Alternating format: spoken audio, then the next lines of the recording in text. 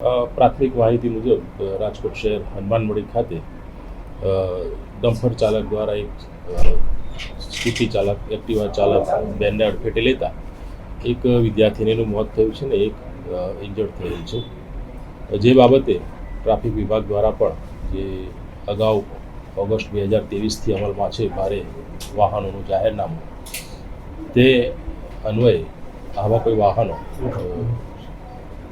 પ્રતિબંધિત સમયમાં રાજકોટ શહેરમાં પ્રવેશે નહીં તે માટેની નમૂનારૂપ કાર્યવાહી ટ્રાફિક શાખા દ્વારા કરવામાં આવશે. સાહેબ, શું લાગી રહ્યું છે, કેટલા વાગે અકસ્માત થયો હતો? કારણ કે જાહેરનામું 8 વાગ્યા પછી લગભગ પ્રવેશ બંધી છે, છતાં આ બેફામ ચાલી રહ્યું છે. જે જાહેરનામું છે એ સવારના 8 થી 2 દરમિયાનનું છે, સાંજે 5 થી 9 દરમિયાનનું છે પ્રવેશ બંધીનું.